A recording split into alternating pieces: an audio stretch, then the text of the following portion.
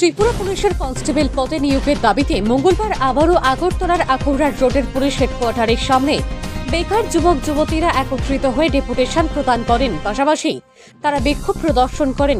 এদিনের কর্মসূচিতে উপস্থিত বেকার যুবক যুবতীদের দাবি, তারা 2022 সালে পুলিশের নিয়োগের জন্য প্রথম পরীক্ষা দিয়েছিলেন। পাশাপাশি 2024 সালেও পরীক্ষা দেন এবং তার উত্তরপত্র ইতিমধ্যে প্রকাশ করা হয়েছে, কিন্তু তারপরও 6 মাস কেটে গেলেও এখনও চূড়ান্ত ফল প্রকাশ করা হয়নি।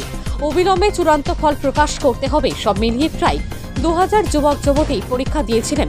তাদের দাবি, অবিলম্বে পরীক্ষার ফল প্রকাশ করতে হবে এবং চাকরি প্রদান করতে হবে। 2022 ডিসেম্বর মাসে প্রথমে ত্রিপুরা পুলিশ রিক্রুটমেন্টটা হয়েছিল, কিন্তু এটা করতে করতে তারপর 3 বছর সময় লেগে যাচ্ছে। 2024-এ আমরা রিটেন এক্সাম দিয়েছিলাম, তারপর 6 মাসের মধ্যে আনসার কি দেওয়া হয়েছে, আমাদের ডেপুটেশন করেছিলেন। তারপর কিন্তু আমরা চাচ্ছি সেপ্টেম্বর দুর্গাপূজার আগে যাতে আমাদের প্রচেষ্টা কমপ্লিট করা হোক, ভাইভাটা নেওয়া হোক। এটাই আমাদের আন্দোলনের মূল মোটিভটা। কতজন আছো তোমরা? আমরা অ্যাপ্রক্স 6200 জন আছে। এখানে সবাই আসেনি, কিন্তু 11জন ক্যান্ডিডেট আমরা মিলিত হয়েছি শুধুমাত্র ত্রিপুরা পুলিশ কমপ্লিট করার জন্য।